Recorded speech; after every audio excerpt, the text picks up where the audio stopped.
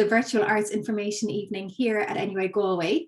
So my name is Elaine Ray. I am delighted to be speaking with you this evening, and I'm here with a number of my colleagues, and we're really thrilled to be talking to you about all things arts at NUI Galway, and also with my colleagues from St. Angela's College as well. So just in terms of the schedule of events, as I've mentioned, my name is Elaine Ray. I work in the College of Arts, Social Sciences and Celtic Studies here at NUI Galway.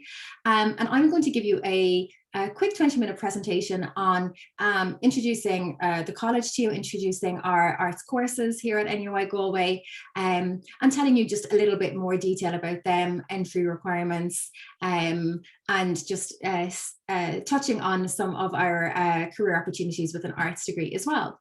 Next up then, we have Professor Sean Ryder. Professor Sean Ryder is the head of the School of English and Creative Arts at NUI Galway, and he is going to give a quick presentation on the Creative Arts Performance Points Scholarship Scheme, which is a unique scholarship scheme within our college here at NUI Galway. So he's going to give an overview of that. After that presentation, we have Aisling Conroy, who is a Career Development Manager in the Career Development Centre here at NUI Galway. And she is going to do a presentation on career opportunities with an arts degree, and also about how the Career Development Centre supports students in their career journey. So this is a really great presentation on something that we get asked an awful lot about in terms of career opportunities with an arts degree. Next up then, we will have a presentation from my colleagues Majella Perry and Larissa Lamb, who are two new student success coaches, and this is part of a new initiative called the Designing Futures Initiative, and Majella and Larissa are going to give an overview of their roles and how they help students in their college and university experience. Next, my colleague Sean Kelly is going to give a presentation on St. Angela's College and on some new courses there for 2022. And then at 8:20, and excuse me, the timings are a little skewed, we will have a Q&A. So I will be addressing some of the questions that come in after the presentations. Just also to say that a number of my colleagues are in the chat function, and they are free to answer questions. So please do feel free to ask any questions in the chat function. So we have Catherine McCurry, who is the student advisor in the College of Arts, Social Sciences and Celtic Studies. And Catherine can answer questions on our arts courses, things like entry requirements, or questions that you might have about the course. Our courses. Then we also have Chris Doyle. So Chris Doyle is the Academic Programme Coordinator and Lecturer in the Access Centre. And again, Chris is joining us tonight and will be able to answer questions in the chat on access routes into the College of Arts, Social Sciences and Celtic Studies. Oisin Cusack joins us from the sports unit, and Oisin will be able to answer questions on sports at NUI Galway. So we get lots of questions about sports and sports scholarships, so Oisin will be answering those in the chat. And then I'm joined by my student recruitment team and my colleagues within that team, who will be able to answer questions again in the chat function on areas like accommodation, admissions queries, clubs and societies, etc. So please do feel free to answer any ask any questions in the chat function.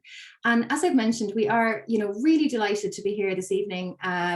We would of course love to be meeting you in person, and we hope that that won't be too far in the distant future. And we hope that you get a lot from this evening as well. There will be a lot of information, but as I've said, please do feel free to ask any questions in the chat, and they'll either be answered in the chat function, or I'll pick up on some of the questions and themes and talk about them in the Q&A after the presentations.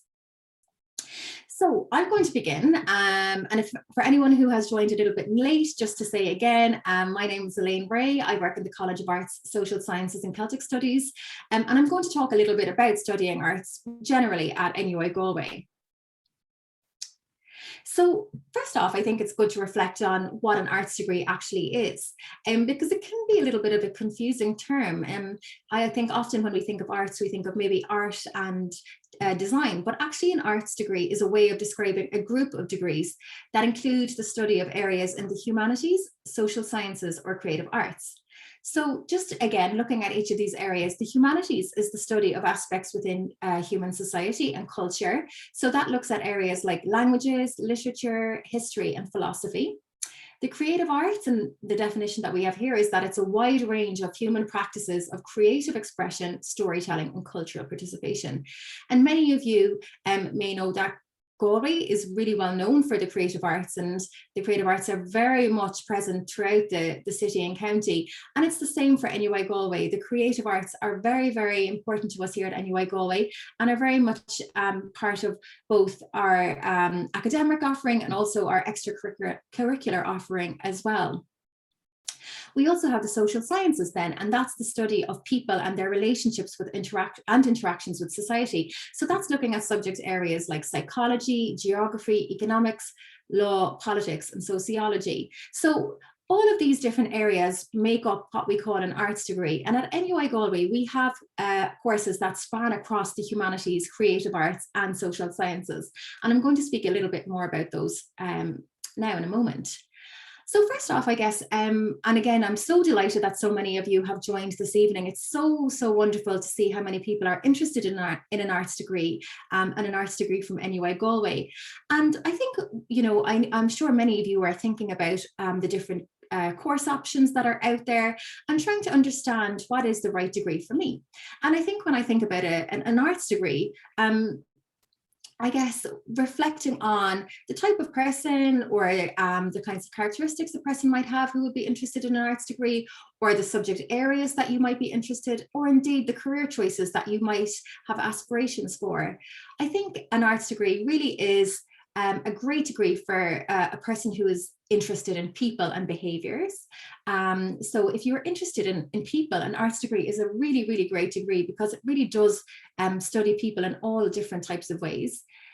Some of the characteristics are if you're curious as to how the world works, how society operates, and how things are the way they are, and creative, and not necessarily creative just in the sense of, you know, the creative arts per se, but creative in the way that you think, creative in maybe thinking differently, and ultimately as well being open-minded to different views, backgrounds, and beliefs. Because in an arts degree, and across all of our arts degrees, you will be studying different views, and you'll be hearing from people who might have different backgrounds and beliefs, and studying different theory on that. So really it is about being open-minded to that.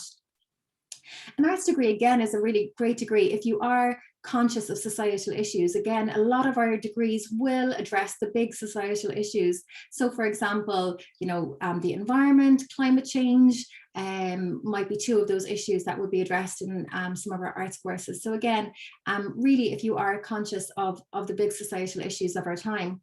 And then critical thinking and problem solving, I guess these are key skills in any arts degree. So if you're someone who really likes to solve problems and think critically and think differently, an arts degree is a great degree for you.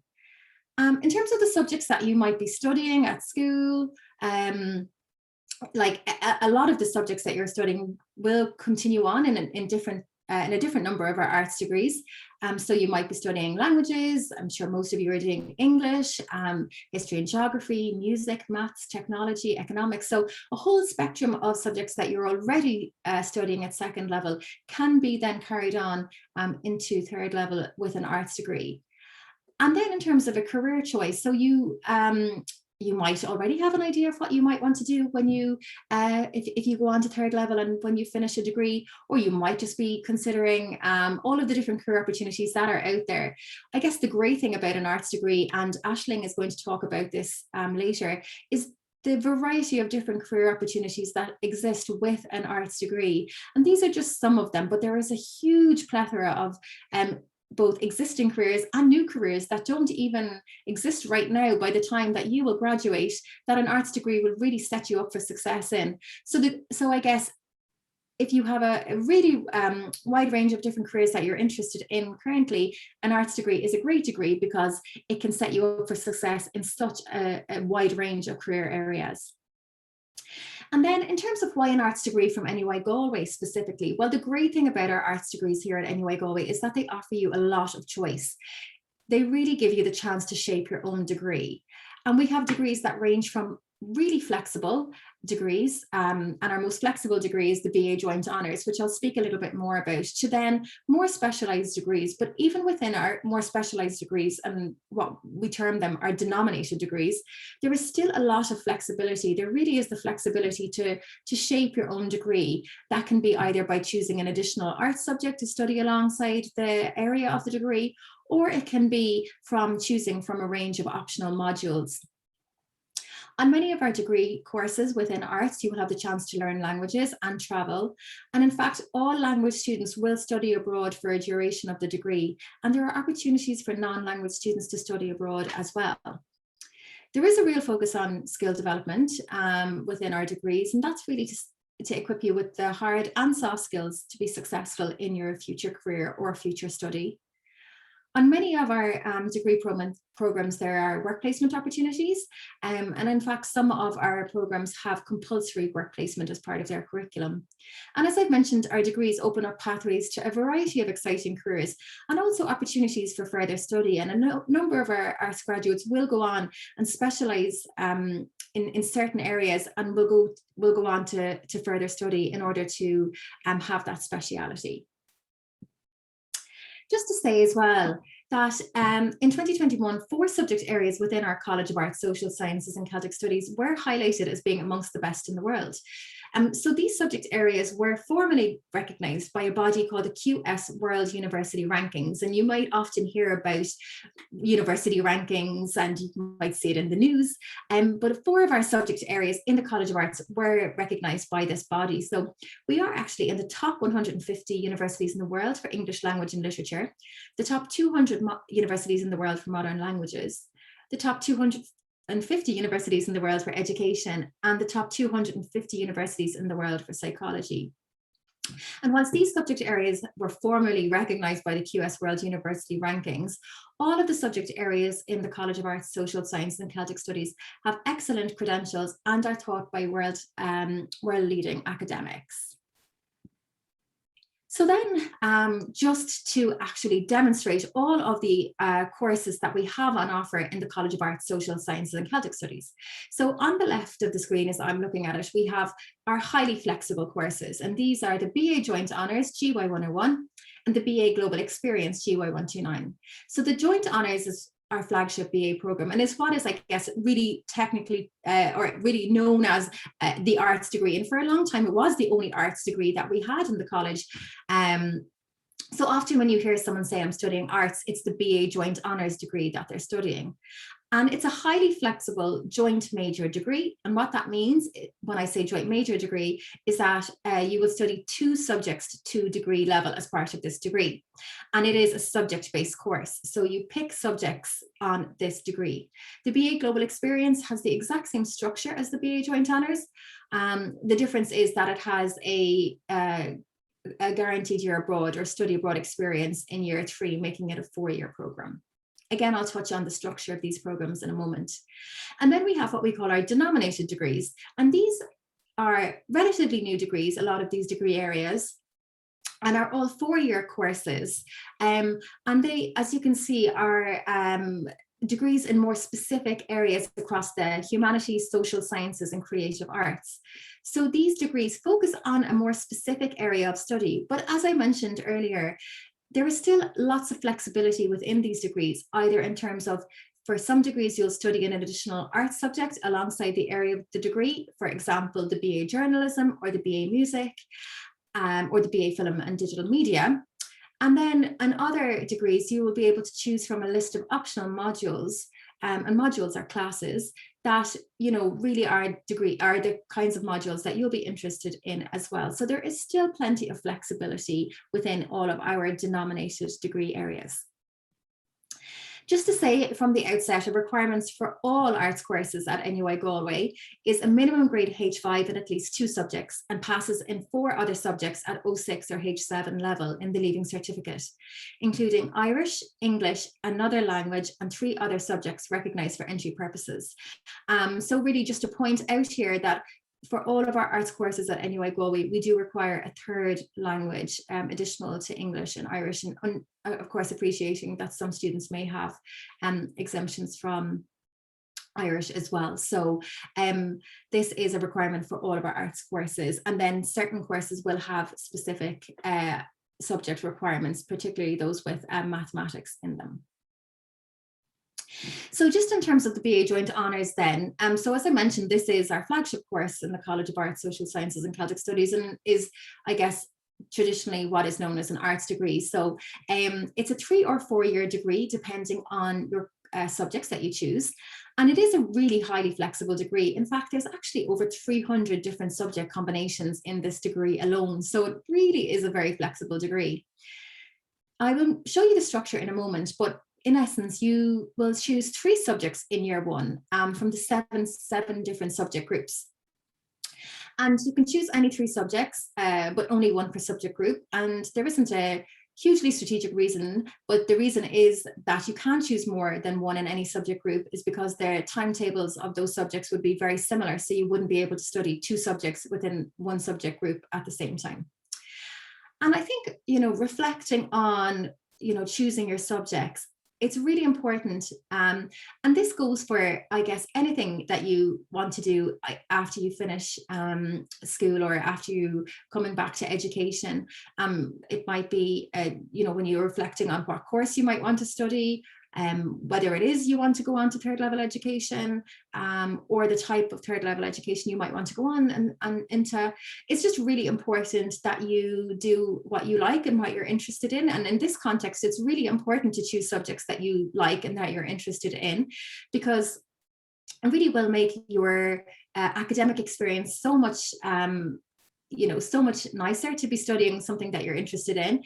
You'll probably do better academically as well. So in terms of your exams and your assessments, if you're interested in like what you're studying in terms of your subjects, you'll usually perform better. And ultimately, you'll probably get a better quality overall degree then, which is an important consideration from an employer's perspective in terms of the quality of the degree that you have. So if there's one message I could leave you with is, in this context, choosing subjects in the BA Joint Honours, to choose subjects that you like and are interested in. But that does go for whatever course you choose or whatever path you may choose to do in the future.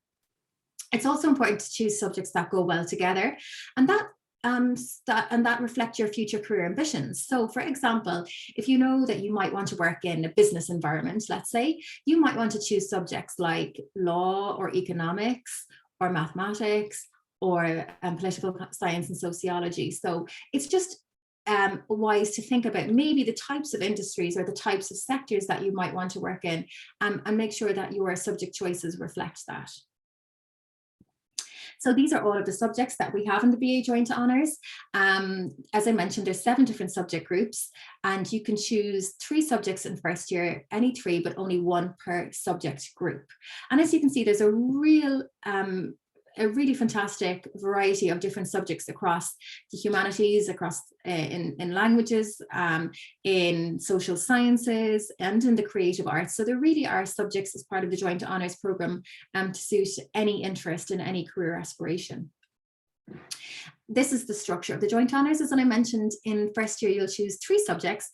After first year, you continue on with 2 of the 3 subjects. And then depending on the subjects that you've chosen, in third, there is a third year for all students who are taking languages, both European languages and Gaeilge. You will have a third year. You'll either study abroad if you're doing a European language, or you'll study in the Gaeltacht and do Irish language work placement if you're studying Gaeilge. And then continue into your final year. For non-language students, the majority of students will have a 3-year degree. There are some optional, some work or community placements available, but these are competitive and limited. So for the vast majority of students studying non-language subjects as part of the BA Joint Honours, it will be a 3-year degree. Just in terms of the BA Global Experience then, which is our international version of the BA Joint Honours, it has the exact same structure as the Joint Honours, but it has a study abroad in third year, and this is for students that are taking both language and non-language subjects. So if you're somebody who knows that they want to study abroad from commencing their degree, and regardless of the subjects that you have, you want to study abroad, the BA Joint Honours does have that study abroad. So it's a 4-year degree with a study abroad in year 3. Just to say as well, we have 2 new subjects in the subject choices for 2022. So we're bringing these 2 new subjects on board for September. And we have performance and screen studies, which is a blend of performing arts studies and film studies. So a really interesting new subject in the space of the creative arts. And again, with this subject, students will study various different aspects of performance theory, film theory, media, and media-related topics, digital media as well. So a really interesting and topical new subject. And another topical new subject that we have is international development. And this is what we call an interdisciplinary subject. What that means is that we take different aspects of subjects and bring them together. So this subject will cover areas of geography, law, economics, human rights and history, and it will look at development in an international context. So again, really interesting subject if you're a student who is very interested in and concerned in the bigger societal issues that we're facing at the moment. A lot of this will be addressed in the international development subject and solutions on that.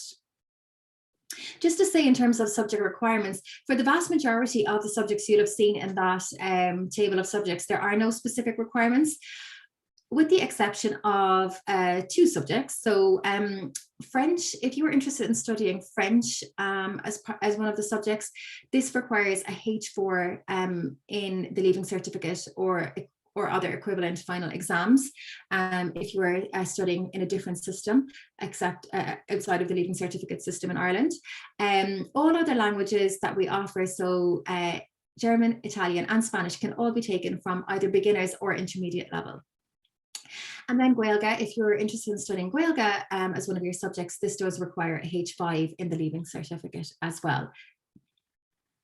And just to say that for all of the subjects, again, that I've shown, for the vast majority of the subjects, if you're moving from year 1 to year 2 of the subject, there isn't any specific progression requirement.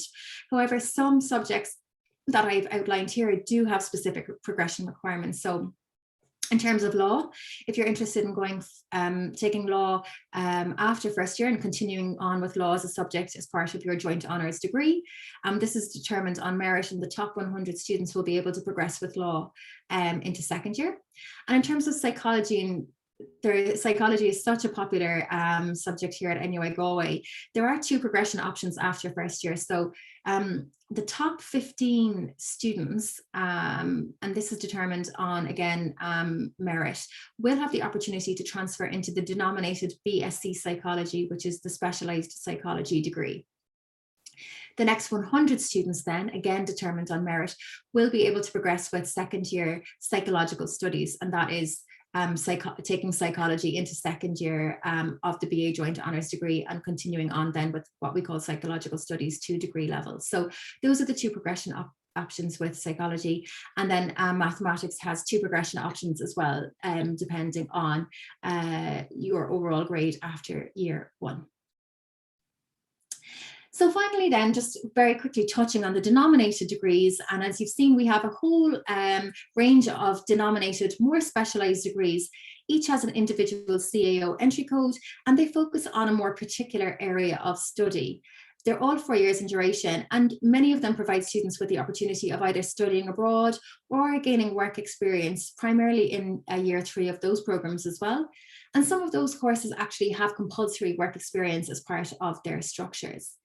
And as I've mentioned previously, many of the courses do give the opportunity to study another arts subject along with the area of the degree. So some of those courses, as I've mentioned, that you can study another subject along with the area of the degree are the BA English and Creative Writing, the BA Journalism, the BA Global Media, the BA Music, for example, and the BA Film Digital Media. So there are a number of these degrees that you can study another art subject alongside the area of the degree. So here is just, again, a snapshot of all of the denominated degrees that we have on offer at NUI Galway. And I'm not going to really focus on careers because I'm delighted to be joined by Aisling Conroy this evening. Aisling works in our Career Development Centre and is going to give a fantastic presentation on career opportunities with an arts degree. But again, just to say that the career opportunities with an arts degree are really varied. There are so many different exciting careers that a student can go on and work at with an arts degree. And as I've mentioned, some of the career areas actually probably don't even exist currently. That an arts degree would be a great degree to go on and work in. So, I think it's just a great degree if you have a number of different ideas about the type of career that you would like to have. An arts degree can set you up for success in a whole range and across a number of different industries. So corporate industry, business, law, the public sector, media, journalism, content creation, diplomatic services in careers that require languages, for example. So there really are so many different opportunities, and Aisling is going to talk a little bit more about that. So just in terms then, it's so wonderful to be speaking with you this evening. And I know there's lots of questions coming in. As I've mentioned, my colleagues will be answering those in the chat. I can't see any of them yet, but they will be answering those. And we will come back and at the end of the presentations in the Q&A and address some of the questions that are coming in as well. But in terms of finding out more, our undergraduate prospectus is available online, and it has information on all of the courses that I spoke about this evening, as well as all of the other courses at NUI Galway. We have lots of resources on our website, and thankfully our website is back up and running for the most part after some very challenging times due to a cyber attack. So every course that I mentioned has its own course page, and you'll be able to find out key information about the individual courses, the types of modules that are offered on the courses, the career opportunities with each of those courses as well. And on our CAO Hub on our NUI Galway website, you can look at student blogs. There are podcasts from students on lots of the courses mentioned this evening. So it's good to get the student perspective as well. And then finally, we will have a spring open day. We're really hoping that we'll be able to actually meet people on campus. We appreciate that it is difficult to find out all of this information in a virtual environment. And I'm sure you're keen to see NUI Galway, and we are so keen to hopefully meet you very soon as well. So that's it from me, I guess. I suppose I always reflect on this quote before I leave, and I think it's just a nice way to reflect on this evening and to make sure that you ask the questions do ask anything that's on your mind about anything that you hear this evening. So I began to realize how important it was to be an enthusiast in life. If you are interested in something, no matter what it is, go at it full speed, embrace it with both arms, hug it, love it, and above all, become passionate about it. Form is no good. So this is the quote by Roald Dahl, and I just think it's a nice quote to end on. So, really go after what you're interested in, and, take this opportunity this evening to ask the questions about anything that you hear. So that's it from me. I'm now going to hand you over to my colleague, Professor Sean Ryder. Professor Sean Ryder is the head of the School of English and Creative Arts here at NUI Galway, and he is going to talk about the Creative Arts Performance Points Scholarship Scheme, which is a unique scholarship scheme that we offer within our college. So Sean, I'll hand it over to you if that's okay. Okay, thank you very much, Elaine, and welcome to everybody who's here online this evening. If you just bear with me one moment, I'm going to try to share my screen.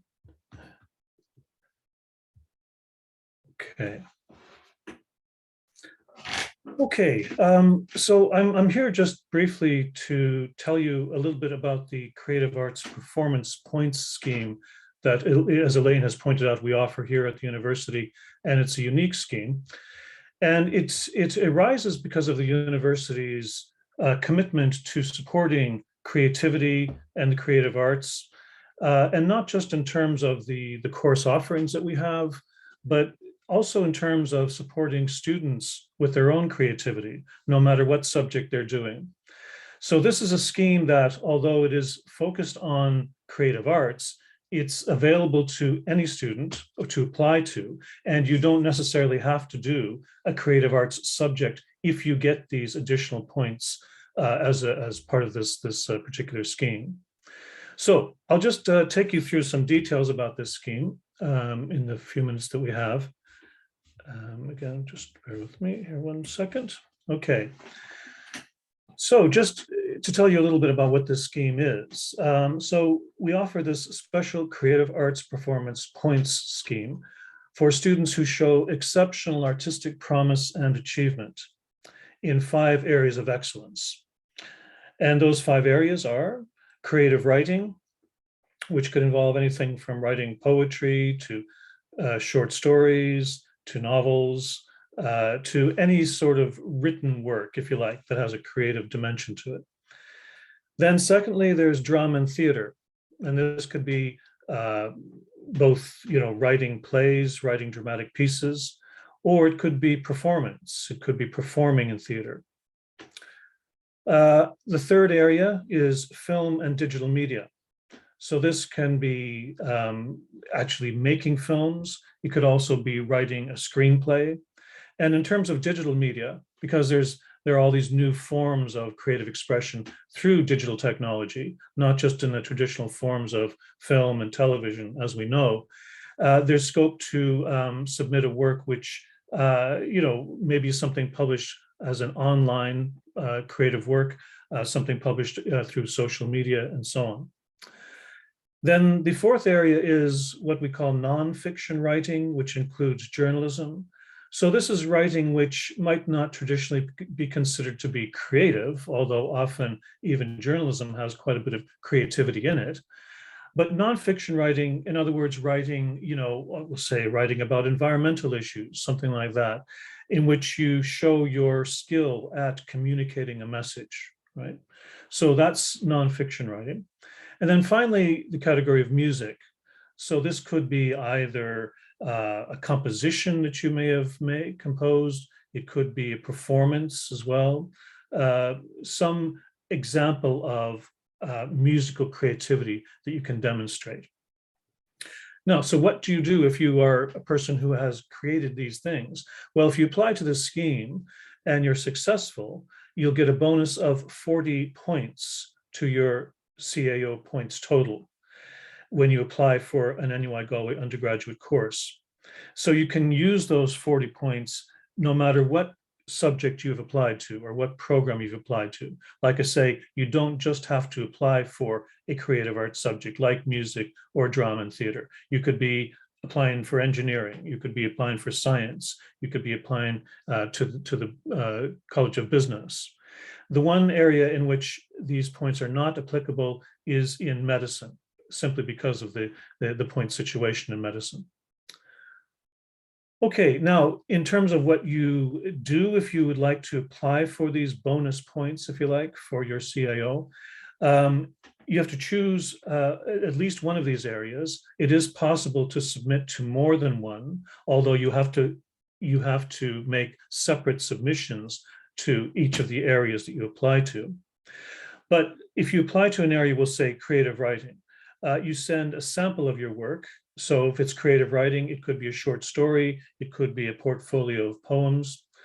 Or if it's something like film and digital media or even theater, you might submit a video or a recording of a performance.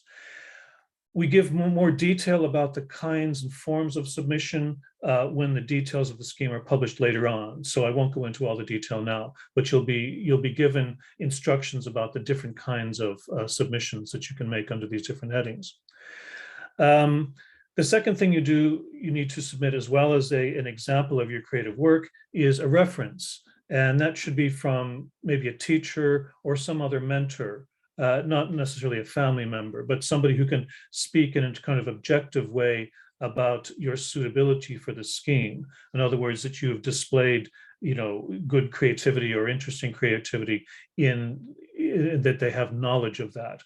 So somebody who's familiar with your work and may even have been a mentor or a kind of a teacher for you.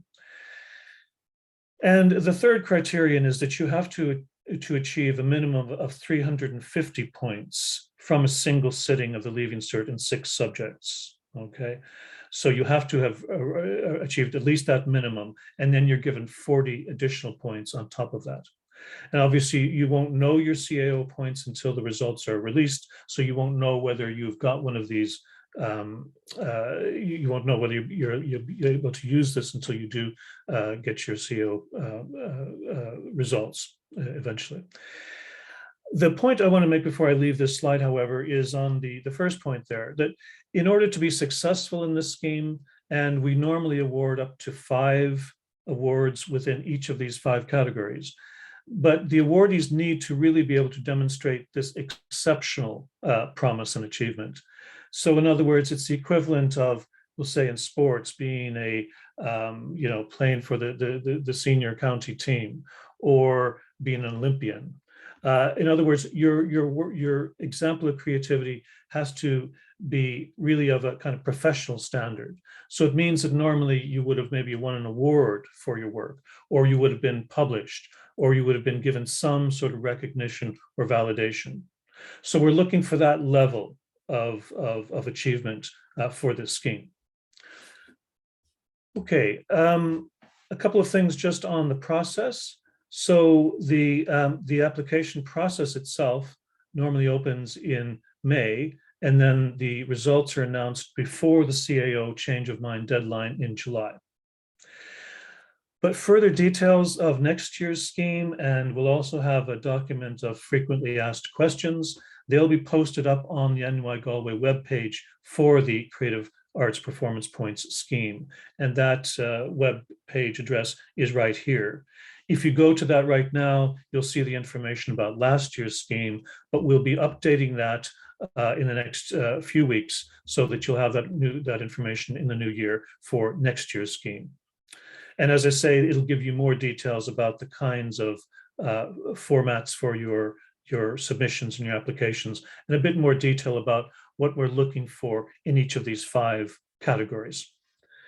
If you do have questions that are not covered by the FAQs when they're posted, do feel free to email us. And the address is this, sika@nuigalway.ie. If you email your question to that address, and be sure to put the tagline "Performance Posts Query" into the subject line, we'll be able to answer you as soon as possible with any specific questions. But a lot of your questions might be answered in the FAQs, so check that first, and then get in touch if you have anything more specific after that. Okay, so I'll finish at that for the moment, and if you have questions about this, you might put them into the chat box, and either I will try to answer or somebody else may try to answer over the course of the evening. And like I say, feel free to email us at that address further down the road if you have questions. Okay, thanks very much, and good luck with all your plans and your choices. Thank you so much, Sean, and thank you for that overview of the Creative Arts Performance Points scheme. As Sean mentioned, if you do have specific questions on the scheme, do feel free to pop them in the chat, and I can see the chat is really busy. It's brilliant to see so many questions coming through. With time, it wasn't possible to answer or give an overview of every denominated course, unfortunately, that we have within the college, but we'll either answer your question in the chat, we'll address and reflect on some of the questions at the Q&A at the end, and we can give you contact details as well of specific lecturers, and I know my colleagues have been doing that. So, next up, I'm delighted to introduce Aisling Conroy. Aisling is a Career Development Manager in the Career Development Centre, and Aisling is going to give an overview of career opportunities with an arts degree, and a little bit about how the Career Development Centre supports students in their career journey while they are here at NUI Galway. So Aisling, I'll hand it over to you, and thank you so much for joining us this evening. Thanks, Elaine, and thanks for the welcome. It's great to see so many people on the call, and as Elaine said, it's great to see so many questions coming in. This is your opportunity to get as much information as you can, so we're delighted to answer any questions we can. So in terms of presentation tonight, just going to cover, I suppose, just to look at a couple of things. You know, why to choose an arts degree, and Elaine has covered in quite good detail a lot of information on the arts degree, also some options with your arts degree, and also how the Career Development Centre will support you through your educational journey and preparing you for the world of work. So The question of why to do an arts degree is a question that we get a lot, and it's come up here maybe a few times tonight. There's many reasons to choose an arts degree. I think, you know, anyone who's here tonight probably has their own reasons for being here and inquiring about this. This is a degree choice. There is a lot of options to choose from arts. If you, for example, are really enjoying a particular subject at Leaving Cert, or when you were in school for mature students here, if you have a particular subject area that you enjoyed and you want to pursue in a bit more detail, it's a great opportunity to do so. You may want to discover a new subject area, so something that you may have touched on in reading or so on. And, you know, often people will choose arts because they're maybe unsure about what they'd like to do and maybe want to go to university and explore some options that they have some interest in before maybe nailing down a particular career area that they want to pursue. And choosing it as a general degree is an excellent opportunity to do that. And there's also the opportunity to do Erasmus, whether it's a language or non-language Erasmus or study abroad. So there's some of the reasons why to choose an arts degree. It's good to remember, I suppose, that what you do now is, I suppose, your choices that you make now are very important. It can be a little bit overwhelming for many of you. This is the biggest decision that you'll make in your life to date. So we do understand that it's very important. However, you know, it's important to do your research and but to understand that there's no decision that you will make now that's going to impact you or be a barrier for you to pursuing something else down the line. So always to remember to choose something that you'd like to study, as opposed to just choosing something to study because you think that you'll get a specific job at the end of it. 3 or 4 years in university is quite some time. So you want to make sure that you're doing something that you're passionate about, because as Elaine said earlier, if you enjoy something and you're passionate about it, you're more likely to do well at it. And, you know, as we'll talk about in a few minutes, employers are more focused on the quality of the degree rather than the particular degree that you've studied. Sorry, just to say, we're not I don't think you're in full screen mode, and we're just seeing the slides and okay, but you might just want to click into the full screen. Oh yeah.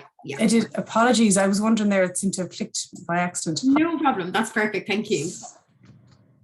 Okay, so Elaine has covered this in quite a bit of detail already, so I won't touch on it too much, but just on a high level, these are the subject areas. So the joint honours degree, which Elaine talked about, GI 101, the benefit of choosing 3 subjects in the first year is fantastic, because if there's 3 areas that you're interested in, it gives you an option to explore those in a bit of detail for a year, or in quite some detail over a year, and then to narrow that down to your favourite of those 2, or the 2 that you're most keen to pursue for career reasons.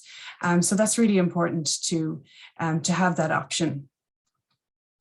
And the denominated arts courses, as Elaine's touched on this already, a number of them do have the opportunity to do a professional work placement or study abroad. And what work placement is essentially like work experience. So many of you might have done work experience in your transition year. And work placement is like a longer version of that, I suppose. The duration of it will vary depending on your course, but it's a work-based learning module, and it's embedded in certain programs. So if you look up these courses or look in the prospectus, you'll be able to get details as to which courses do have a work placement or a study abroad option. So some of the advantages then of a work placement, it gives you insights into your chosen career area. So for example, you know, if you're working in child youth and family studies, it'll give you an opportunity to work in that area to really explore if it's for you, and it'll give you the chance to develop your skills during I suppose a structured and supervised work placement. So it's an excellent opportunity if you have that as part of your degree, and it does increase your employability skills. Students that have completed work placement as part of their undergraduate degrees are going into the labour market, I suppose, with, you know, maybe up to 9 or 12 months work experience that students from other degrees don't have. So it's extremely valuable. Erasmus then, you know, employers look very favourably on Erasmus. Anyone who does Erasmus will talk about it as a very with great passion and great memories. It's an opportunity to study in a different country, experience a different culture, you know, and I suppose stand on your own 2 feet. Often students, when they go on Erasmus, are 20 years old. You know, they have to live in a different country, gain a lot of independence. It really is a life-changing experience for students. So it's an excellent opportunity if you get to do that. And again, it's not just Erasmus. As Elaine said, there are opportunities to study with outside of the EU. So in terms of career options for arts students, or arts graduates, should I say, there's many options for arts graduates. I think often arts has a long-standing association with, you know, arts students go on to be teachers. So obviously that is a career path, and it's an excellent career path if somebody wants to go on and do teaching, whether it's primary or secondary school. But it's not the only option, of course. So this is a bit of a word cloud here that just gives a high level, you know, touches on some, not all. And again, as Elaine said earlier, not even all of the career paths the students on this call will go on to do in 3, 4, 5 years time. You know, a lot of those career paths don't even exist yet. So arts creates an opportunity to pursue many careers. And, you know, some of them are listed here. So you'll see journalist, the civil service, politics, teaching, industry, media and communications, publishing, archaeology, health and social sciences. The list really is endless. This is just some of the list. So it's important to look at that. And, you know, again, there's many students on this call that really are unsure as to where they want to go in their careers down the line. And that's fine. You know, you're not on your own. There's many students at this stage and many students that are currently in their degrees that are unsure as to where they'd like to go in their careers. And that's fine, but it's fantastic to think that there are courses there like arts that can give you an option to pursue any degree. Well, many degrees. I won't say every degree, or every career, should I say.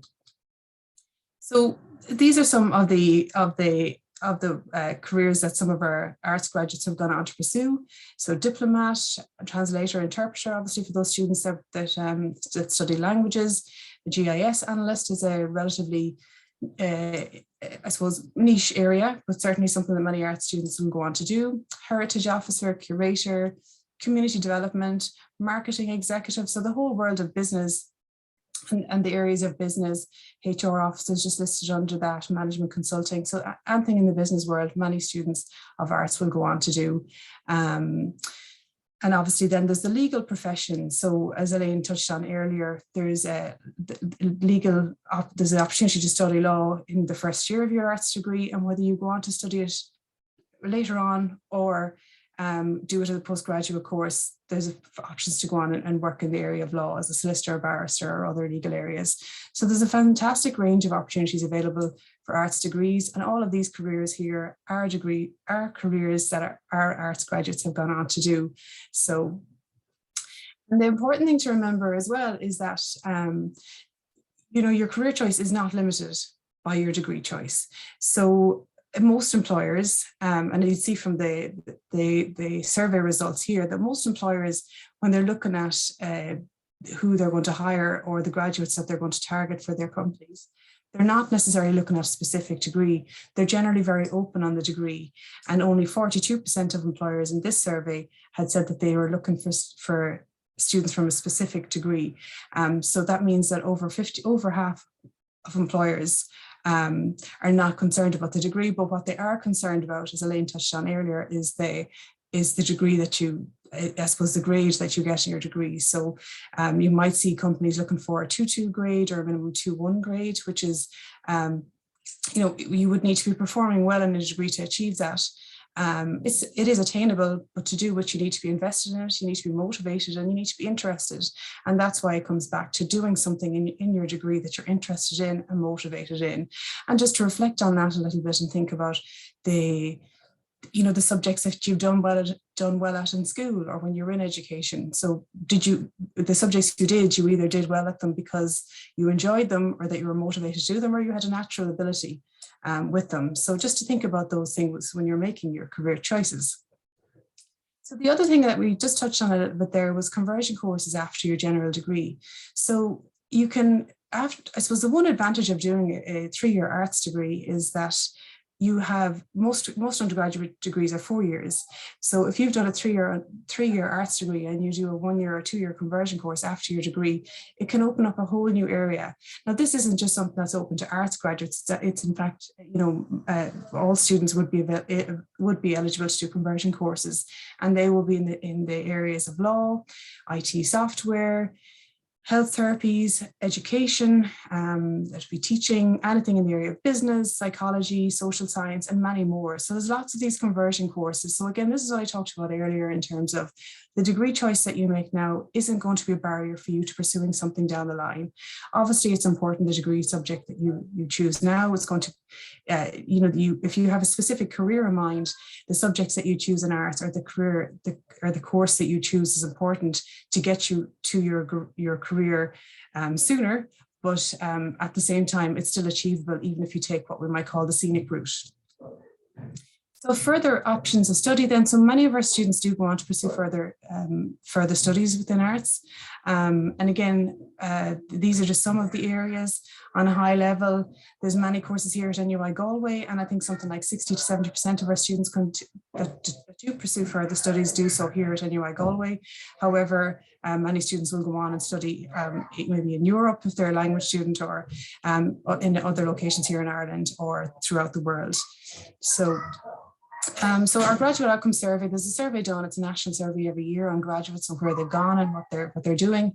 And some of the top employers listed for NUI Galway are arts graduates. Now, when we say the top, I suppose it's the highest. These employers have hired the highest number of our graduates from arts. So Sabba's Careers in the teaching, and you see Wayfair, Accenture, you probably recognize a lot of these names. Unfortunately, we all know who Revenue are. So they take all our deductions and our tax, and AIB. So like there's lots of a good variety there when you look at them. You've got industry, your medtech industry, accountancy, finance, and retail and government. So a good variety of landing places, I suppose, for our arts graduates. So some of the feedback from previous graduates is interesting to look at. So something I touched on earlier, I think it was great to have a level 8 degree in 3 years, and I can still go on to do a totally different direction if I want. So that was a graduate, or that was a student that gave that, a second year student that had given this feedback in terms of their positive feedback on doing an arts degree. So another student was unsure what they wanted to do and realized their strengths and weaknesses through their arts degree, and decided to go on and do the PME to be a qualified teacher. So great success there. And another student didn't know what wanted to do, so took the time in an arts degree to pursue their interests, and currently going into their 3rd year and looking at making some decisions now based on her 2 years of study.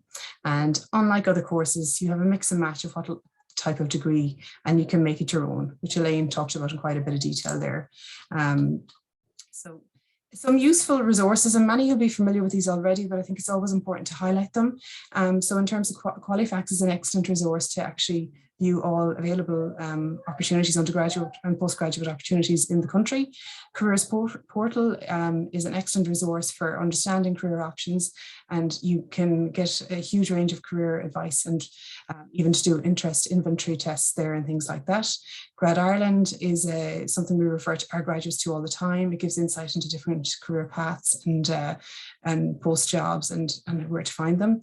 If you're interested in learning a little bit more about NUI Galway, we have 3 links here. One of them is our WordPress, which we have blogs. So employers, students will write about blogs. They talk about their courses, they might talk about their placement, and so on. It's really, really very interesting, and everyone has access to that. So I'd encourage you to have a look at these in your own time. So some tips that we would have, I suppose, is just, to determine your interests. What do you like to study? What are your values? What motivates you? What keeps your curiosity? What are your skills? And what are your achievements? So just when you're thinking about what you'd like to pursue in 3rd level as an undergraduate degree, just to think about, what's right for you, what's right for your friend or other people in your class may not necessarily suit you at all. So it really is important to, gather information and reflect on whether a course is right for you. And that thinking about what you did well at, as we talked about already, what you did well at school, what subjects you really enjoyed, and where you've where you've done well on assessments, and maybe the junior cert is a good indication as to where your strengths lie. So they're just some things to take into account when you're making your decisions. And the key thing really is to do your research. Every year we meet students at the end of first year, and even further on, second and third year, that feel like they've made the wrong decision in terms of their choice of courses. And that's natural, that people will, sometimes feel that they're not in the right course. But the key thing is that those students may not have done the research. Often the case is that the course they're on, maybe the course that was 6th or 7th or 8th or 9th on their CAO form, and they didn't feel that they get it, and they had it down the list and they hadn't really researched it, they just had it there. So I suppose it is important to really consider, if you're putting something on your CAO, make sure it's a course that you're actually keen to accept if you're offered it. And even sometimes we see students putting a course on their CAO that they feel matches the points they expect to get, where in fact a course that might be more suitable for them might have much less of a points requirement, but at the end of the day, it doesn't matter. It's still a level 8 course, so just make sure that you're doing your research, understanding the courses and making sure they're right for you. As I said, Careers Portal is a hugely valuable resource, and Qualifax for finding information on the courses that are available. Informational interviewing then is something really valuable. So if you've got a friend or a family member or a friend of a friend or your parent's friend that has a cousin that did an arts course or did a course that you're looking at, try and have a conversation with them. Just try and pick up the phone and have a conversation, ask them a bit about the course, get to know a little bit more about it from them. People are very willing to help out, so don't be shy about asking. Get more information on courses, and going onto the website and look at the course overview, look at the modules that you'll be studying. Again, sometimes students come into college and they've picked a course based on the title of the course, and they haven't actually looked at the content in terms of the subjects or the modules that they'll be learning and studying. So just to make sure you look at those, and again the prospectus, you get all this information in the prospectus, so to look through that. And every conversation you have about your career is valuable, whether it's to a friend, a family member, or somebody you trust, a teacher, a career advisor in your school. So keep talking if you're unsure. Talking does give great clarity of thought and that reflection and on your thoughts. So in terms of the Career Development Centre, just to touch on what we do, so I suppose this is our mission, and it is our aim is to provide students of NUI Galway with a quality career guidance and information service focused on facilitating and empowering you to manage your own career development and make effective career transitions. So our whole thing is around facilitating and empowering. Obviously, a lot of our focus is on providing students with the information that they need to make decisions. So we have an excellent resources for our students to access to do so. And then just on my last slide here, I think is just to touch on the different areas that we support students in. So we have CV and interview skills, which all students will use at some stage in their career journey or their educational journey and their career journey. And we have many AI tools as well to support students in that. We give advice and guidance with subject choice. So again, if you're in the BA Joint Honours with your 3 subjects and you're unsure as to what to choose for a second year when you have to reduce it to 2, we would meet students and give a lot of advice around that where they need it in terms of, the subject choice in terms of their career interests. We give support and guidance as well, as I mentioned, if students are unsure about their career choice, and discuss things like course transfers and their options if they're unsure about their course. We also would provide a lot of market information like job listings and internships. So we'd encourage students where possible to take on a summer internship if they can. And we postgraduate to jobs to students in their final year as well. So employers start hiring students in the September prior to the year they finish college. So we would be very involved in facilitating fairs and events to showcase those.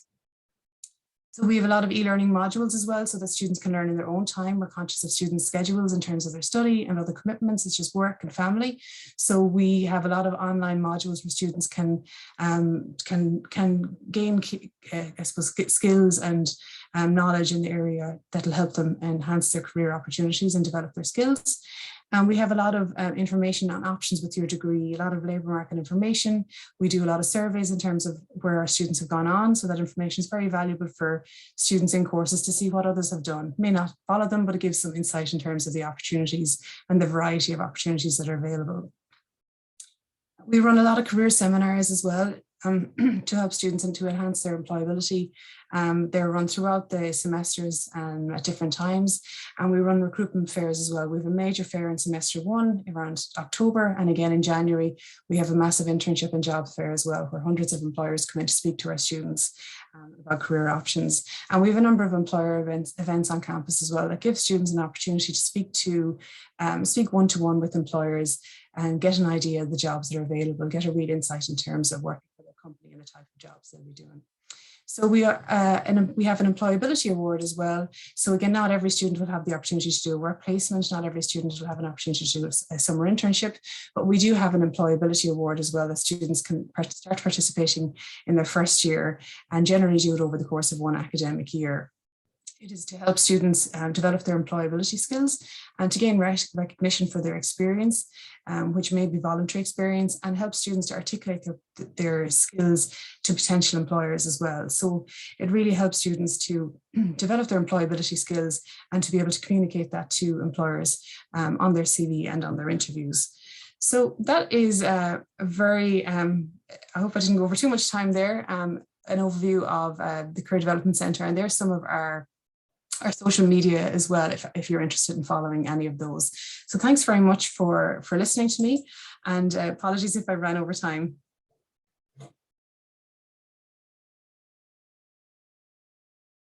Sorry, I was talking away to myself, Aisling. Sorry, thank you so much. No, not at all. I ran over time, which I think from the from the start meant that everyone else was, but you absolutely didn't. And thank you so much for that overview. Really interesting. And thank you again for reiterating a lot of the really important key messages around, you know, doing your research into the type of degree that you would be interested in studying, the different sources of where you can find out information. Again, the importance of studying what you like and what you enjoy, and studying what will reflect your future career aspirations, and then an overview of the Career Development Centre at NUI Galway, the services you offer, and the types of careers an arts graduate can do. So thank you so much. It was really helpful. And next up, I would like to introduce two of my colleagues. So we have Majella Perry and Larissa Lamb, and they are our newly-ish appointed student success coaches, and it's part of a new initiative in NUI Galway called the Designing Futures Initiative. And this is a really interesting space that we have appointed these success coaches to really help students in their university journey and university experience, and with a big emphasis on a lot of different areas and the holistic journey. So I'm going to pass you over now to Majella and Larissa, and really looking forward to hearing your presentation on this. So thank you both so much. Thanks, Elaine. Good evening, everybody. It has been so lovely to hear from other speakers. I've been learning so much myself. It is really great to be here, and we are delighted to have the opportunity to share a little bit about our roles. I'm gonna share with you my screen now. Just bear with me 1 second. I should be there now. Yep, we can see it. Yep. That's brilliant. So my name is Larissa Lamb. I am one of the student success coaches for the College of Arts. And I have with me this evening my colleague, Majella Perry. Hi, Larissa. Hi, everybody. I'm Majella Perry, as Larissa said, and I'm also a student success coach in the College of Arts. So it's a really great pleasure to be here this evening and to join this evening's event. So thank you for being here.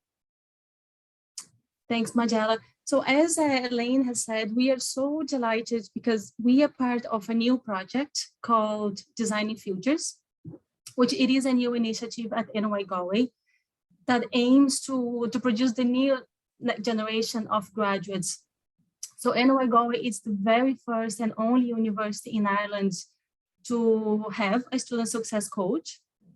So we are really delighted to be here sharing this new project with you. And you might be wondering, what exactly is a student success coach? So we are really trying to support students to design a personalized university journey. So we are really here to support students to be successful during their university life and beyond college, because you will be learning skills that will really help you beyond your university journey. So that's really the idea. We really want to help students to make the most of the opportunities to achieve your academic, personal, and life goals. We know that once you embark this exciting journey, really, that it is being college, there are so many great opportunities available that sometimes can be quite difficult to even find out and understand how you make the most of everything that is out there. And how we'll help students to design their journey could be through a one-to-one coaching session. So success coaches, we're really here to partner with students, to have conversations and try to understand what your goals are, what you want to achieve. We are all individuals, we have our own unique goals that we'd like to achieve. So the one-to-one coach can be really, really helpful to design your plan. We may as well, you'll be invited to participate in group coaching, it is a really creative space that you're going to be meeting like-minded people, and again, exploring and learning skills that will really support your university journey. And then a third offering that the success coaches will be, actually we have introduced this year, which is really, really exciting, is the Design Your Life program. Majella will be talking a little bit more about the Design Your Life program. But at the moment, students in the College of Arts will have the opportunity to engage with success coaches, either on a one-to-one basis or through the Design Your Life program in curriculum or extracurricular. We have been offering some really, really interesting workshops in some themes that, again, Majella will be covering a bit more into details, what Design Your Life really, really is about. So Majella and I are here available as success coaches to support art students during your exciting student journey. So perhaps this support could really, really be around helping you to get settled into the university and all the new experiences and ways of learning that you'll be exposed to. We will be here to help students to design your student life. Again, try to find out what's unique to you, what you like to explore during your university, that will really, really help you to combine those subject-specific skills. Some students may like a bit of support to improve self-confidence or have that positive outlook.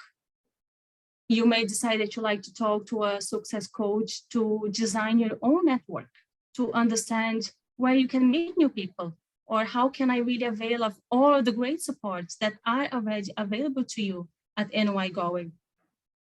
Or perhaps students may need a bit of help with organization skills, all those skills that, as we have heard this evening, are really, really important, that employers really, really like to see students developing further, gaining those organization skills, perhaps decision-making skills. Students could really, really meet a success coach to exercise the muscle of decision-making, learning different techniques, how to be more confident about making decisions. Because we know we will all make a lot of decisions, especially throughout your university life. Time management techniques, it's another one that students success coach can really help you with. And last there on the slide is something that we really, really value, and it is really important. It's a key thing that you do have a sense of belonging while you are at NY Galway, that you do feel connected and that you do feel supported, and that you do have a student life that you want really for yourself, and that you are probably managing. Just right now, you're probably in that process that you're trying to imagine what an ideal university journey will look like. So that's really, really exciting time for you all. So Design Your Life, I've mentioned there briefly about Design Your Life, and Design Your Life, it is inspired by Stanford University. So Stanford University has introduced this model called Design Your Life, and NY Galway and the College of Arts is the very first university to be introducing and working with students these very innovative principles of design your life, again, to help students to navigate as best as they can through the university journey and design, create a sense of agency. You have your voice, you can choose what you really want to get out of college and then beyond college. So I'm going to hand it over to you, Majella, just to talk a little bit more about Design Your Life framework. Thank you, Larissa. So as Larissa said, this is a framework that has been developed by Stanford, and it is really about taking design thinking principles and applying them to our lives. That's essentially what it is.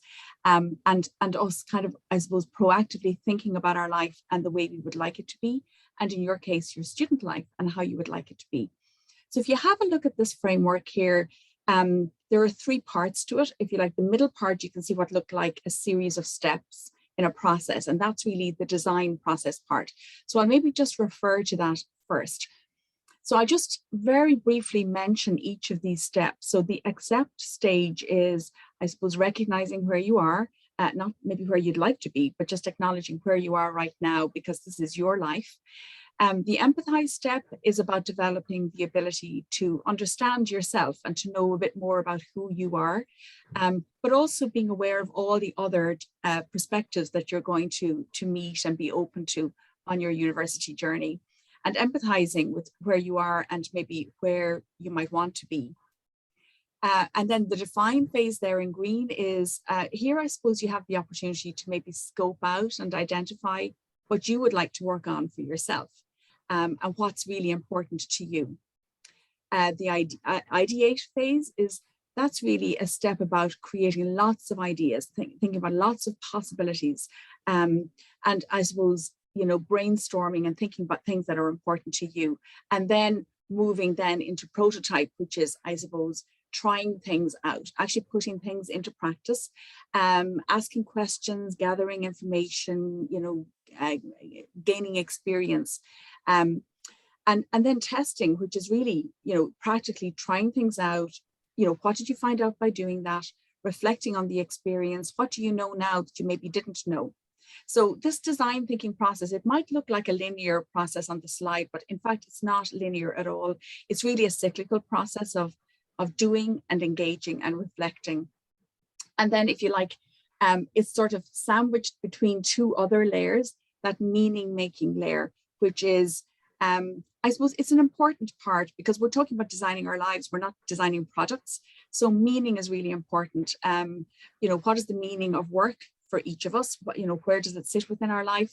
You know, what are our goals, our values, kind of what's really important to me in my life? And then the other part of that sandwich is the discovery and the support. And that's really about, you know, I suppose reaching out and connecting and learning from other people in your life, your community, your family, and just having that layer of discovery there as well. So this is essentially what the Design Your Life framework looks like. And built into that, there are lots of activities and approaches that they use. So it's a very practical kind of model. But also within that, there are mindsets which are developed because these are the designer mindsets. And in particular, there are 6 mindsets or dispositions, if you want to call them that, which we cultivate in Design Your Life. So one is radical collaboration, which really means, I suppose, the importance of really collaborating with other people and developing that openness to other people's point of view and perspective. Reframing, which is developing the capacity to kind of look at our situation from another point of view and maybe see it in another way, and maybe by doing that, develop other approaches and innovations to help us overcome what might be an obstacle to us. The curiosity element is, I suppose, asking yourself, what am I really interested in? What am I really curious about? And what kind of gives me energy when I think about these things? What gives me energy? And being mindful of the process is just being aware of where you are in that design thinking process, because that will really influence the approach that you take and your next steps. So are you engaged by certain activities? Do you kind of get energized by certain things, or do maybe some things drain your energy? And then that final step there is that bias towards action. And this is really at the heart of design thinking. And it is that commitment to action and to try things. So it's not only about thinking about things and analyzing things, but it's also about trying and doing and giving things a go, and to kind of build your way forward. So looking at that learning approach then, and kind of expanding on that point of bias towards action, it is, as I said, an action-based learning approach. So we learn by doing, by trying, using visual thinking techniques. We reflect on what we learn. We listen to other people's experiences and stories, and we articulate our own point of view. So that is really what this approach is all about. So when Larissa and I were thinking about and preparing for this presentation this evening, we thought, look, maybe to give you a practical example of one of the exercises or the tools might be a helpful way of kind of really making it a bit clearer. So this is one activity that we've used with students, both in workshops, as Larissa said, but also in one-to-one coaching sessions. And students really seem to like it. So I'm just going to give you a very brief introduction to it. So it's called Energy, the Energy Engagement Map. And it's a way of stepping back and taking a look at your day or your week, and then plotting out the activities and the interactions in your day, and give you the ones that give you energy, maybe the ones that drain your energy. So if you, what you would really do is you would list the activities on a page, I suppose, the things that kind of crop up regularly in your day, and just notice which ones really give me a lot of energy and which ones just drain my energy. And then you plot them on the graph. So you can see a sample graph there. So that's an example of what it might look like.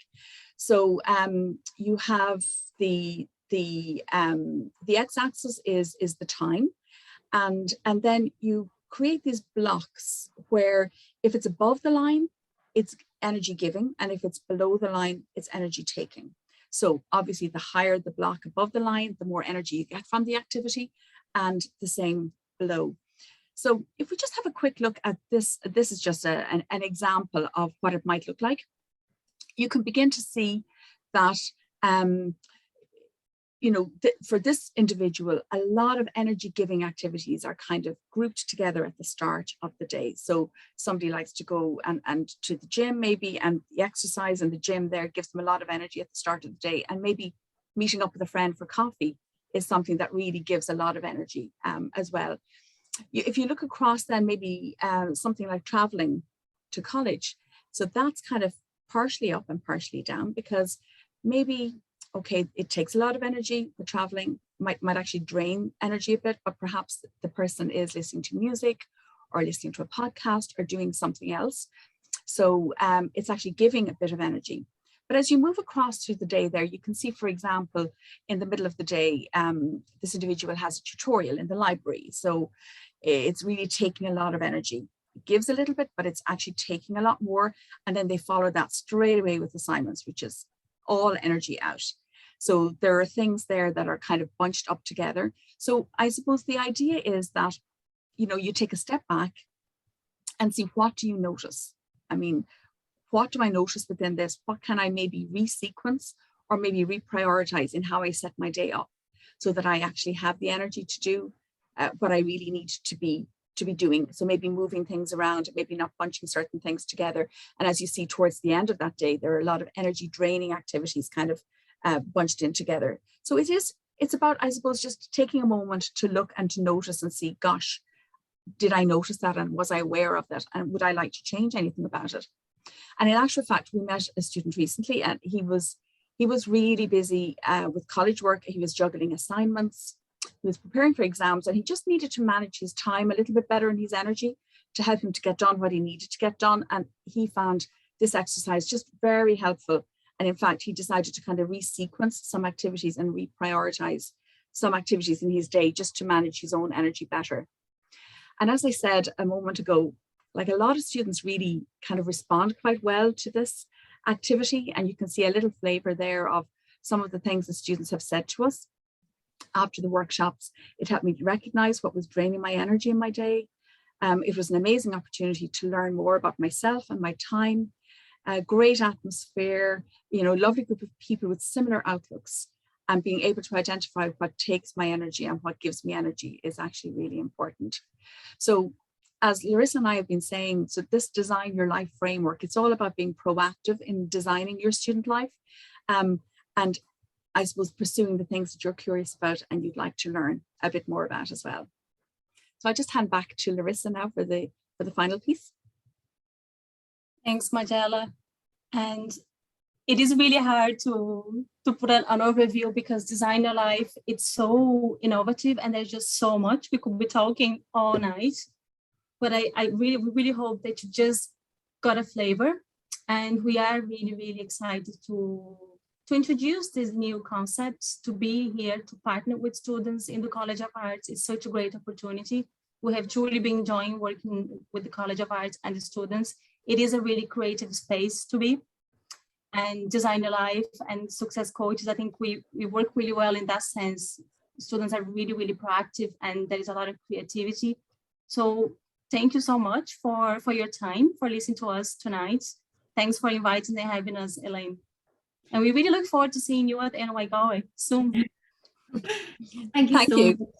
Thank you so much, Larissa and Majella. And what a great presentation. What an amazing opportunity, I think, for students to be able to, you know, learn about things like decision-making, time management, and particularly reflecting on energy and what takes your energy and where you get energy from. I would have loved to have had that opportunity as a student to be able to reflect more on that. And I guess to the audience tonight, a lot of this can still be relevant as you're studying for your final exams, you know, reflecting on your energy and what gives you energy and what is sapping your energy and how you might structure your study schedule around that. So again, lots to take away before you even get to NUI Galway. And if you are coming, and we would, you know, so love to have you joining an arts course here at NUI Galway, you know, the opportunity to work with Larissa and Majella on this is really special. So I hope,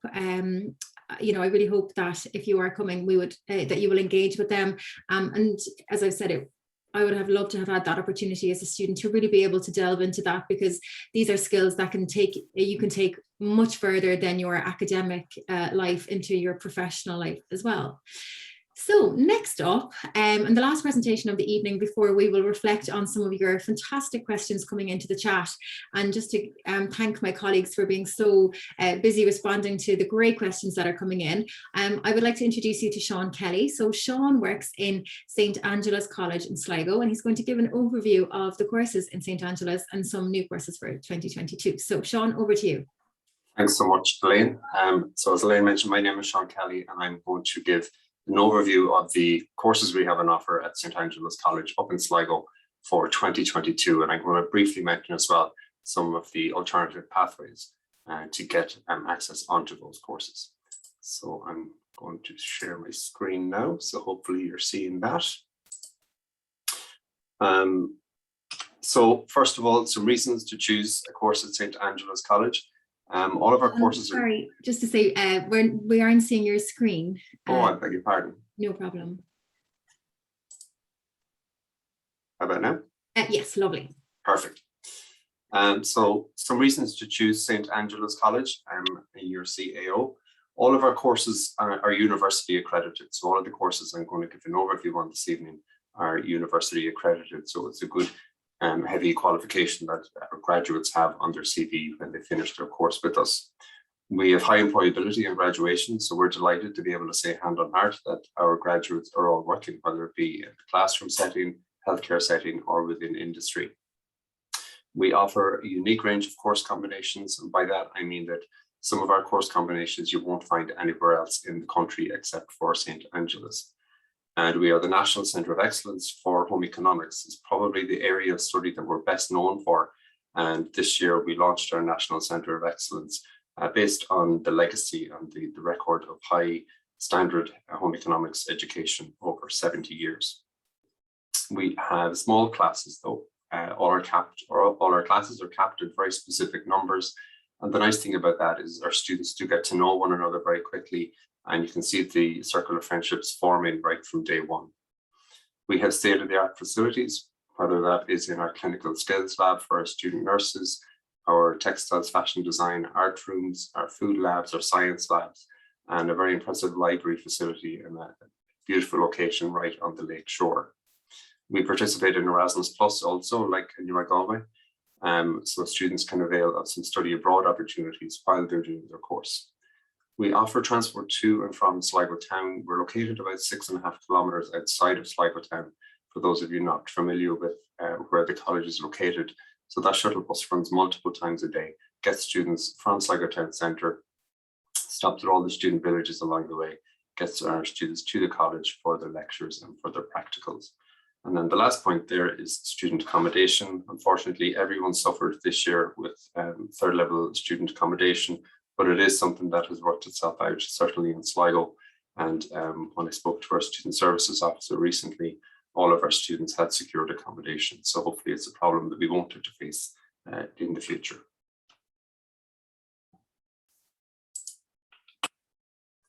So here is at a glance what you can study at St. Angela's for 2022. We offer a Bachelor of Applied Science in Nutrition, Food and Business Management. The courses that we're probably best known for is our home economics teacher education courses, and there has been a significant change to home economics teaching courses for 2022. You no longer have to do a 5th fee-paying year, you no longer have to do that professional master's year.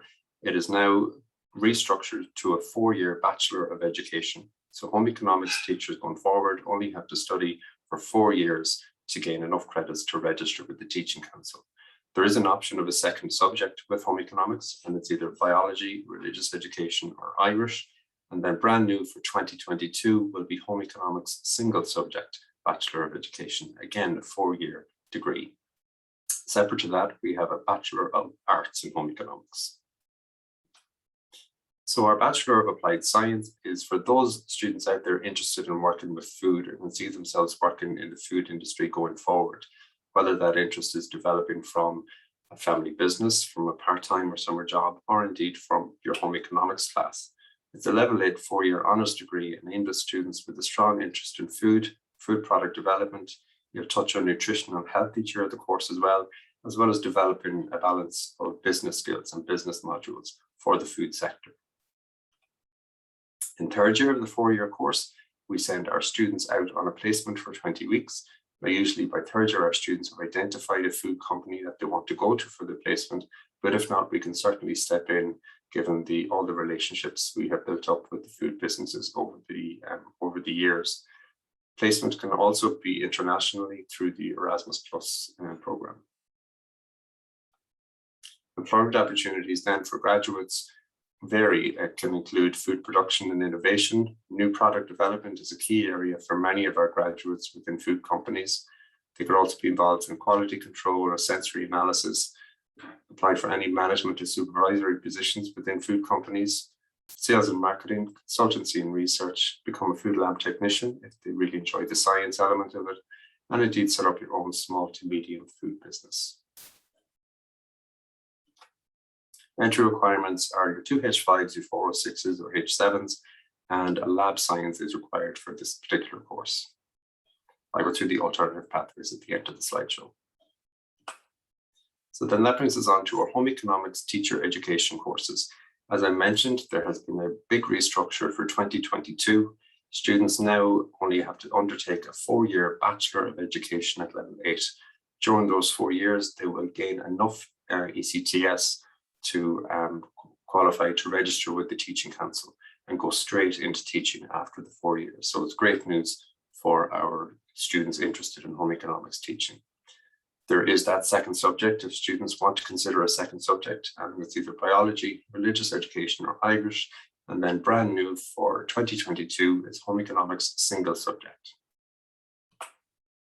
So over the 4 years of the level 8 honours degree, all students will take modules or components that fall under education, and they will be education studies, pedagogics, which is the method and practice of teaching, inclusive teaching and learning, which would include special education and further education, and school placement, which I'll talk about in a moment. Home economics modules will cover the 3 disciplines of home economics: food studies, family resource management, and textiles, fashion and design. So very practical and hands-on components there.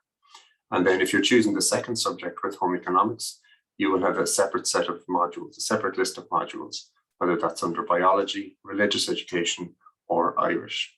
If you're choosing the new single subject home economics, you'll just focus on education and home economics alone. So school placement is an integral part of the home economics teacher education courses. In first year, we send our students out for 2 weeks, in second year for 6 weeks, and third year for 6 weeks, which will include non-standard education setting like special education and further education. And then in year 4, we send our students out for a block of 10 weeks. So each year is nicely broken up with some placement. Before students go on placement, they'll have something called micro-teaching, which is a simulated classroom environment we set up in the college, and it increases our students' self-confidence and awareness of what it is to deliver a lesson plan and manage a classroom. So to recap, home economics teaching for 2022 is a 4-year Bachelor of Education honours degree. The second subject choices are biology, religious education, or Irish, or brand new for 2022 is the single subject of home economics. So they're all separate CAO codes and separate CAO points. And of course, we don't have points yet for the new single subject. On completion, those students will register with the Teaching Council of Ireland, which is your permit to your license to teach. It's a lot of text on this slide, but you're probably better off to check out our website for the individual course entry requirements. They will, of course, look for 2H5 and 406s, but then others vary on your second subject. So if, for example, you want to take home economics in Irish, you definitely need a H4 in Irish. If you want to take home economics in biology, you definitely need a lab science, but the rest of them are quite straightforward. So then that brings us on to our Bachelor of Arts Home Economics. So this is separate to the teacher education courses I just mentioned. This level 8 4-year honours degree extends the study of home economics at third level beyond that of teacher education. So students will gain the knowledge and skills to work as something known as a home economist in a number of areas within community, industry, and various other settings. Home economists are highly sought after based on their valuable and practical learning to carry across a multitude of areas and many sectors. And I'll go into a few of those examples shortly. When you study in home economics at St. Angela's, there are 3 core disciplines, and they are food studies, textiles, fashion and design, and family resource management. So without going down through those list of modules that you see in front of you, you'll get an idea of what you'll cover over the 4 years on the BA Home Economics. In third year, like our other courses, we've introduced a placement, and this one will be for 20 weeks. And you'll have the opportunity of studying anywhere or on placement anywhere in Ireland or indeed abroad with Erasmus+.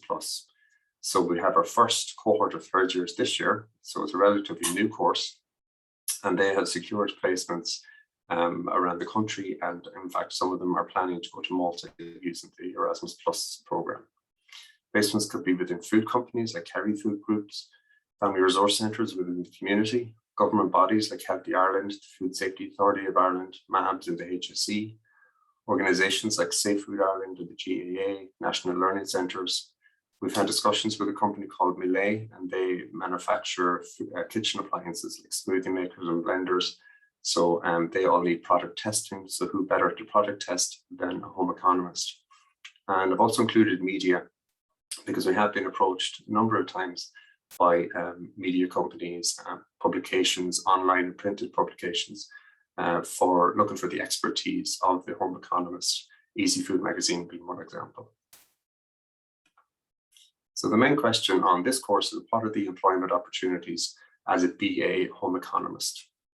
And we've broken it down into the following areas.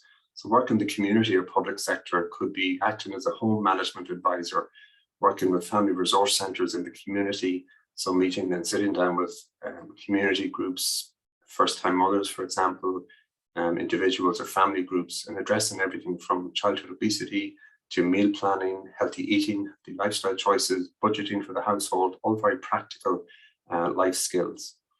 Home economists are also being employed with the early years inspectors, the Child and Family Agency section, TUSLA, again, based on their knowledge and skills that they've learned over the years. Work in industry then, in food companies, it'll be very similar to the Bachelor of Applied Science that I mentioned earlier. So home economists are currently being involved in food product development. They're acting as food advisory or working in food sensory analysis, and again, product testing with a company like Millet.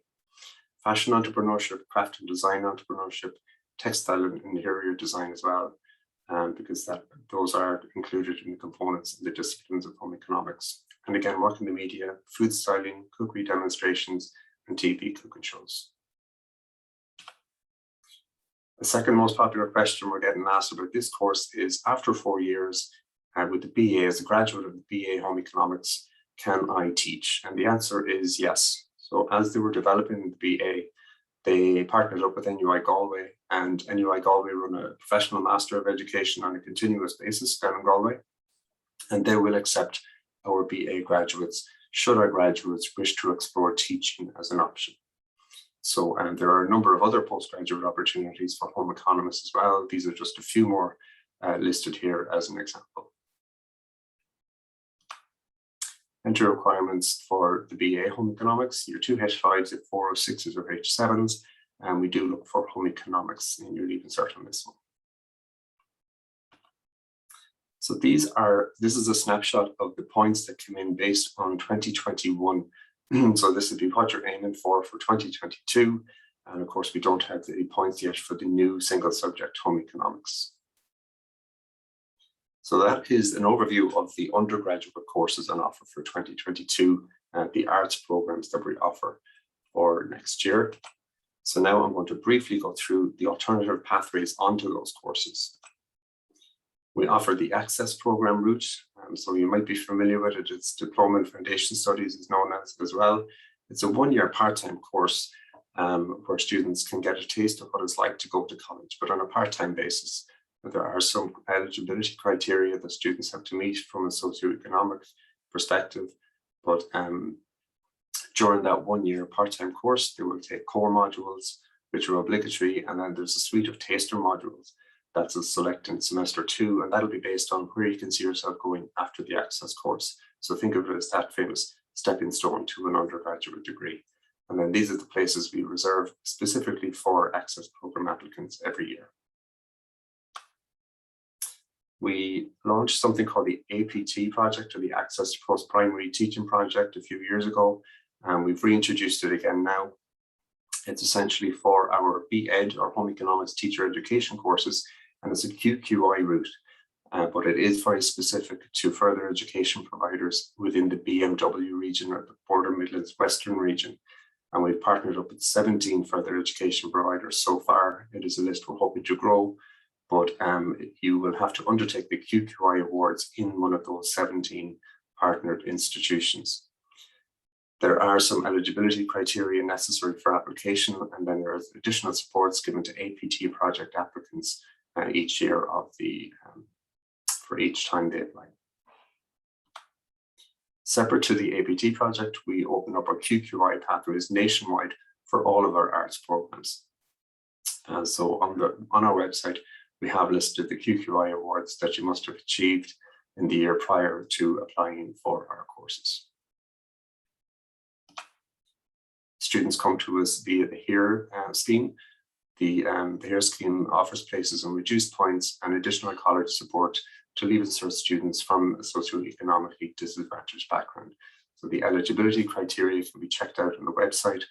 All HERE applicants will still apply on the CAO with everyone else, but the system will factor in the reduced points if they're eligible as a HERE applicant. The reduced points will be factored in when the offers go out.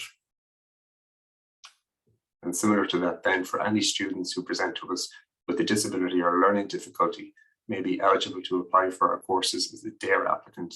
And again, the DARE application will factor in reduced points on the CAO system when the offers are go out in September. And that is it. So everything else can be found on the website, including all the entry requirements and in a lot more detail of the modules for each year of the courses also. Feel free to drop me an email. I'm hanging around for the Q&A session as well, but you can drop me an email at any stage, or if you want to arrange a campus visit, I'd be more than happy to facilitate that as well. So back to you, Elaine.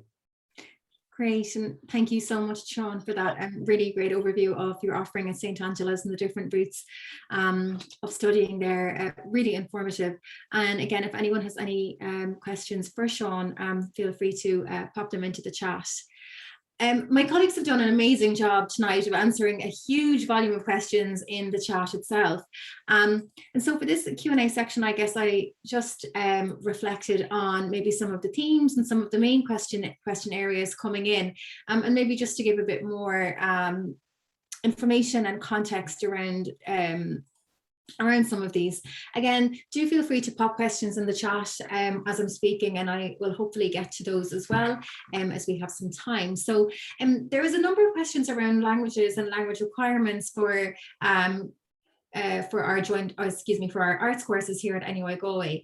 And I guess I just wanted to reiterate that again. So our requirements are English, Irish, and a third language studied at Leaving Certificate level or equivalent. So we don't require three other languages additional to English and Irish. It's English, Irish, plus one other language. And we of course acknowledge that there are circumstances where students might have an exemption from Irish, either if they've done a lot of their study or education in another country, if they haven't done any education here in Ireland, for example. So there are exemptions for Irish for a variety of reasons, but just to say that the language requirements for all of our arts courses are English, Irish, and a third language that can be studied at Leaving Cert level. We've also been getting a number of questions in around teaching, and I guess the different routes to teaching, and you know, subject requirements and subject recommendations for teaching. So what I would say is that with regards to primary teaching, and if you're thinking of doing an arts degree and then going on to do a professional Masters of Education in primary school teaching, it's really important that you review what the requirements are for those professional Masters of primary education that are offered by the different teaching colleges. And it is really important that you review what those entry requirements are when you're considering what degree that you may want to do. What we do say to students who are interested in doing primary school teaching and going on to do the professional Masters of Education in primary school teaching, we recommend that students consider either studying the BA Joint Honours and possibly choosing subjects that are taught at primary level.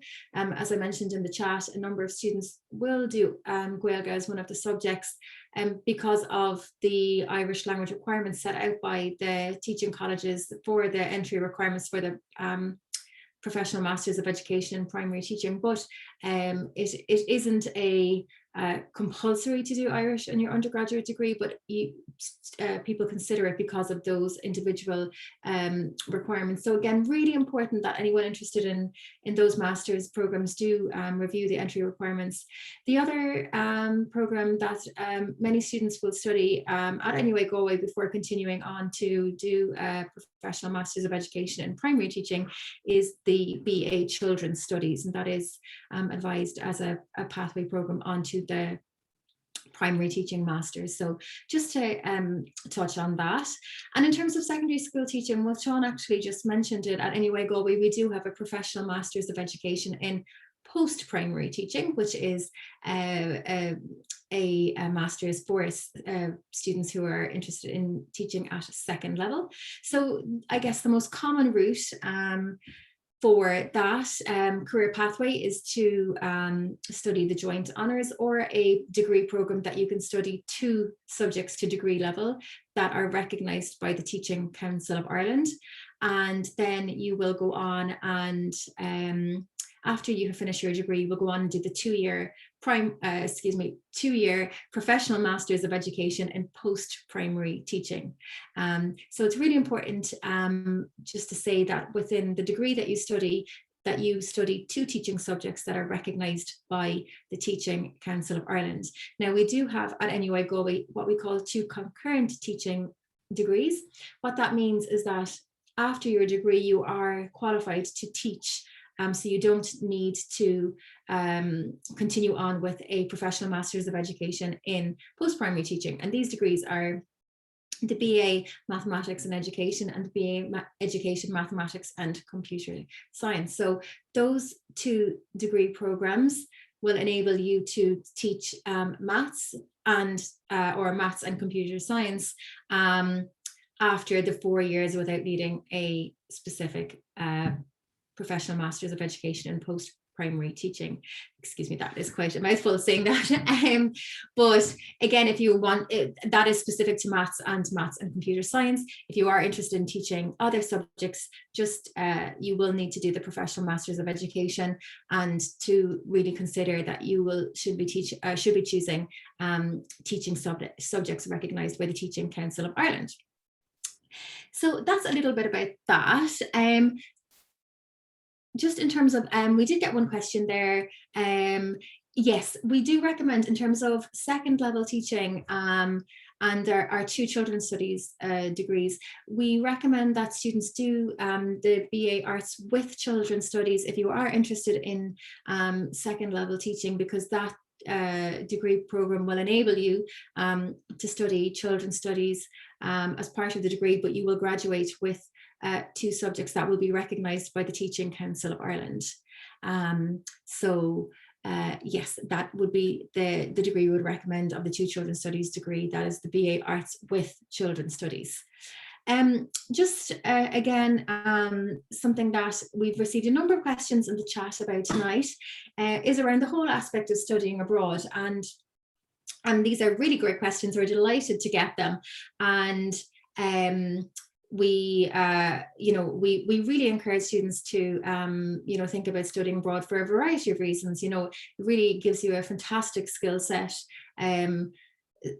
that employers are really looking for, actually. And of course, as we mentioned throughout, if you are studying a language, you will likely spend a period of time during your degree abroad. The majority of our students study via the Erasmus program, and many of you might have heard of Erasmus. That is the European exchange program. And in essence, what that means is that students from NUI Galway go to partner universities in Europe, and then we actually receive students from our partner universities that come study here in NUI Galway, and we always receive more students than we send out to come to NUI Galway, because our European students really love coming here and studying at NUI Galway. So for language students, the vast majority of language students, you will go to a European country to study in a country where the language is spoken. So for students studying German, you will either go to a partner university in Austria or Germany. If you're studying French, you'll likely go to a partner university in France or Belgium. If you're studying Italian, you'll go to a partner university in Italy. And if you're studying Spanish, you'll likely go to a partner university in Spain. For our non-language students, and particularly those on the BA Global Experience, there are Erasmus links in countries and in partner universities where our classes are taught through English. So we have links in partner universities in the Netherlands, Germany, Sweden, Finland, and Malta, where classes are taught through the medium of English. So there are opportunities to go to Europe. We also, and again, my colleague Catherine has put this in the chat, we have some partnerships at college level in North America. So we have a partnership with Boston College, with University of Richmond in Virginia, and with University in Ottawa in Canada as well. So there are a number of different opportunities. What I would also say is, on the denominated degrees, and again, the denominated degrees are more specialized degrees that are 4 years in duration, that cover a more specific area of study. On these denominated degrees, a lot of the courses will have their own individual study abroad links.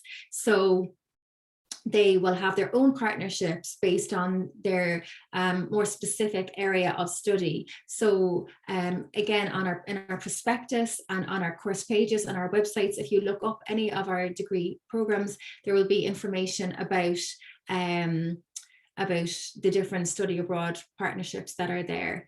And I know that a lot of you have quite specific questions about individual courses that we offer in the College of Arts, Social Sciences and Celtic Studies. What I would say again is if you go onto any of our course pages available on our website, there is an outline of all of the courses, the modules in each course, the career opportunities and the study abroad or work experience opportunities in these courses, as well as the contact details for those courses. So do please feel free to reach out to the individual program directors if you have specific questions on those courses. Just in terms of speaking about Gaeilge as well as a subject, I mentioned it in the presentation that if a student is interested in studying Gaeilge as part of the joint honours, they will spend 1 semester in the Gaeltacht and 1 semester in on a Irish language work placement. If a student is studying Gaeilge and a European language, they will spend 1 semester in the Gaeltacht and then 1 semester studying abroad in a partner university. And so that's a quick outline of a variety of the different questions that came through. And I do appreciate there was a huge lot of questions. We were so grateful to get so many questions this evening. We really enjoy speaking with you and answering all of the questions that you have. The recording will be available just to say that it will be available online. So if you want to go back and listen to any of the presentations, this will be available online. I'm just, excuse me, trying to look at some of the questions coming in as well. Just around opportunities for further study or in the workplace if you do 2 languages to degree level. Yeah, so I guess just in terms of languages, you can either do 2 languages to degree level as part of the BA Joint Honours, and then we also have the BA Global Languages, which in fact offers an opportunity to study 3 languages. There are different courses that have different degrees of language within them. And there are opportunities for further study, both in terms of we have a range of postgraduate courses in languages, in translation studies, conference interpreting, for example, as well. So there are a range of different postgraduate courses for students with 2 languages.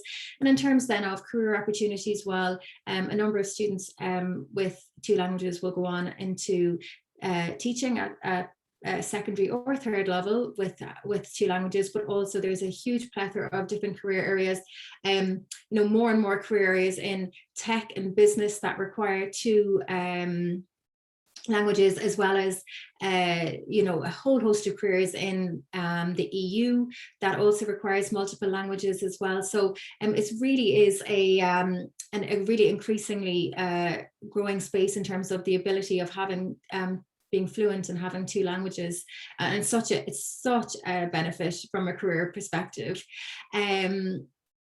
So that's just a quick overview of that.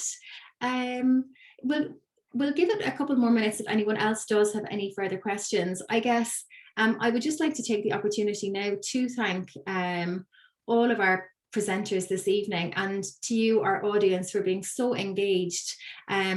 It is, you know, such a great opportunity for us to speak with you and get into a little bit more depth about arts at NUI Galway and about our offerings across the humanities, social sciences and creative arts. You really asked some fantastic questions, and we're really grateful for your attendance, and really hope that you got something from it as well. So I think that's probably it for this evening. Once again, thank you for attending. Thanks to all of my colleagues who've answered all of the questions in the chat. Just to say as well to everyone here, we wish you all the very best of luck in for those of you who are doing final exams, either here in Ireland or further afield.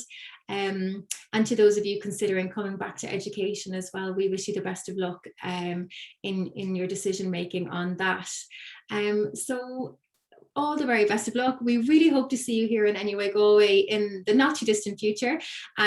Just to say, we will have an open day in the spring. I think the dates were put into the chat. So we would really love to see you and meet you here on campus. And yes, if we don't see you in the spring, we hope to see you in September joining us here at NUI Galway. So thank you very much and have a lovely evening. All the very best.